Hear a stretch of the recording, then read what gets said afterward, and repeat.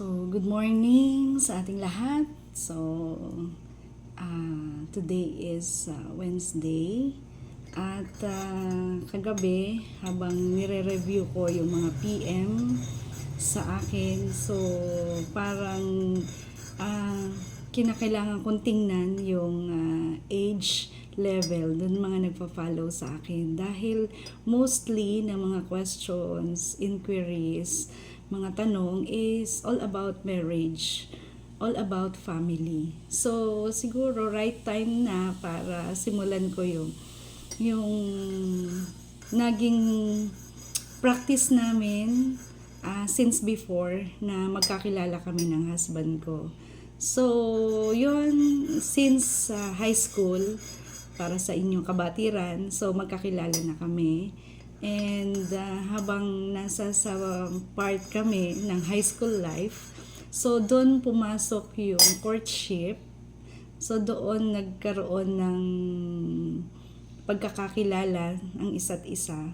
Pero masasabi ko na talagang very challenging dahil parehas kaming tahimik, parehas kaming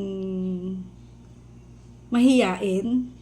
Nagkatagpo kaming parehas na mahiyain. So, the reason why kung bakit siguro parehas naming naunawaan ng isa't isa. So, yun, sa time ng courtship, so, nandyan yung tradition o traditional na manliligaw at magsasend ng gift, sasabayan ka, ihahatid, susunduin. So, yun yung mga practices na doon kami nagsimula. At during courtship din, medyo nakakatawa. Medyo nakakapaisip, how come, paano sinagot, o paano yung pagbisita. So, alam nyo ba na ang pagbisita niya, so almost 1 to 2 hours, sa hapon or sa gabi. So wala siyang imik, wala kaming imikan, basta dumating siya, nagmano, at nagmagandang hapon o nagmagandang gabi, and then kumusta, anong ginagawa mo? And usually kapag dumarating siya sa bahay is nag-assignment ako o gumagawa ako ng schoolworks. At yun yung naging practice namin, naging way namin para iraos yung panliligaw niya o yung pagbisita niya. So wala kaming pinag-uusapan, wala kaming yung formal na kung ano man yung dapat sabi nga pag-usapan. So nakapokus kami dun sa assignments ko at tinutulungan niya ako. Ayun. And then yung lola ko, nasa harapan namin. Naglalala siya ng buntal. At pag medyo meron siyang gusto niyang basagin yung katahimikan namin. So, nagtatanong siya, nangungumusta siya.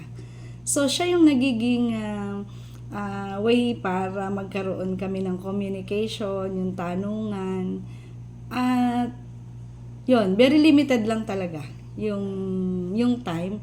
At kapag ang lola ko ay parang medyo naiinip na, ayan, yung kanyang ipitan or hulmahan ng nilalalang buntal, medyo umiingay na, inaangat niya, and then medyo parang ibinabagsak, signs na umuwi ka na. Ayan. There are times naman na yung naglalatag ng banig. Ayun. So meaning, ayan, sige, uwi na. At tama na yan. So, yun. So, doon nag-come up or doon nagkaroon ng, sabi nga, nung courtship way. At napaka-simple. At yun, ihahatid, susunduin. At alam nyo ba, yung gifts na sinasabi, hindi rin siya used noon na mag-send ng gift. So, dahil nga officer siya, ROTC officer, so, ang ginagawa niya, nagpapadala siya ng flowers at ang nagdadala ay yung mga trainees, mga nag-o-officer. So, yun yung signs na nanliligaw siya. Ayan. So, and then, Pag Sunday, nagsisimba kami together. Hindi namin alam, nasa likod na pala namin yung lola ko. Kasunod namin habang lumalakad kami papuntang simbahan. And there are times din kapag may budget, siya, ang aming date ay sa cash and carry dito sa Lokban. Magmamami kami at magha-hot cake. So, doon umikot yung aming high school life hanggang nag-college.